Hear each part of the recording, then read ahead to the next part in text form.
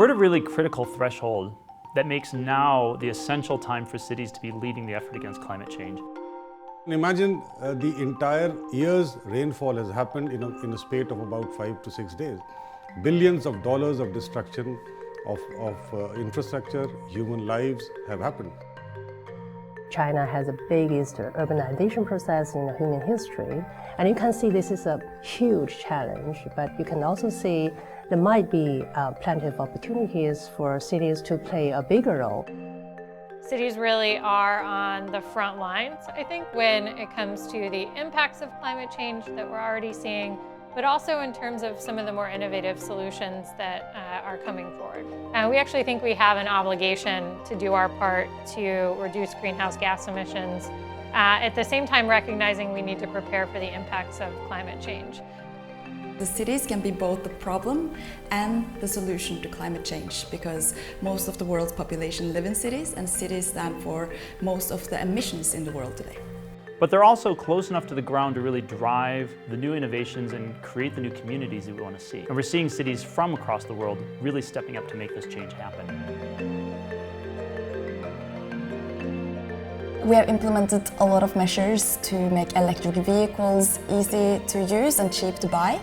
We are building out our public transport system so that it should be easier to use public transport than your car in the city.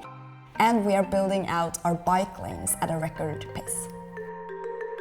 Many cities are in the process of trying to taking very concrete actions to achieve their peaking targets. Obviously, they are quite interested to learn more from international cities. Domestic lighting, that segment is something which appeals to everyone.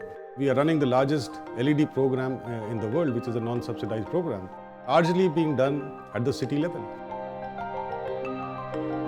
Recognizing the urgency of acting on climate, our new Clean Energy DC plan actually sets a goal that we'll have net zero energy building codes by 2026. The distance between those commitments and actually implementing the solutions often has a big gap. The Carbon Free City Handbook is really designed to help cities move to action faster. The book, you can see, is quite well received in China, not only because it's readers friendly, but also because its content is quite comprehensive. The handbook has a lot of strategies related to municipal buildings and really using our purchasing power to invest in renewable energy. For us, and especially for cities that are just getting started, I think a lot of the policies in there are really foundational.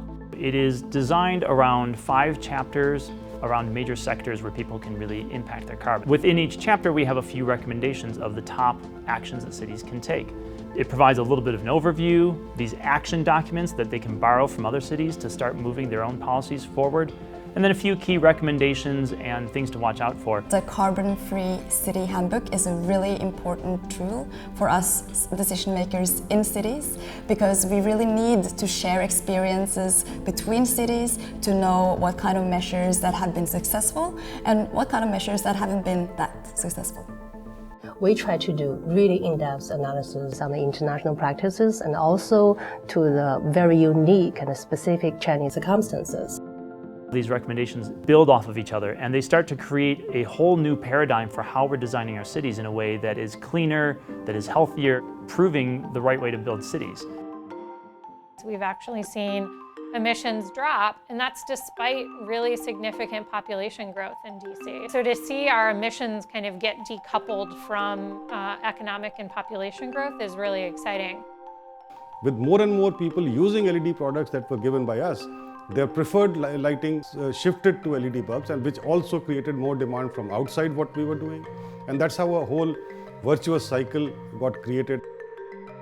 We can see that a record high number of people are using our public transport system, and that more and more people are buying electric vehicles. Any city taking action on these 22 recommendations is now part of a network of other cities across the world that are taking similar actions, and they know that they are part of a much larger solution. We offer to provide any sort of a technical support that is needed by any city government, state government, international government, or anybody else.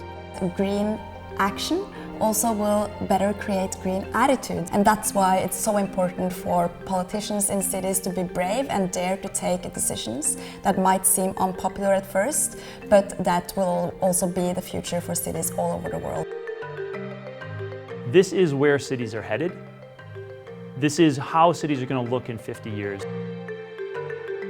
One of the challenges and one of the things that we're really interested in as we move towards net zero buildings, carbon-free DC, is how to make sure that everybody is benefiting. It is our duty to make sure that we leave this earth in a better condition than what we inherited. I would also like to invite people from cities all over the world to come to Oslo in 2019 when we are the European Green Capital.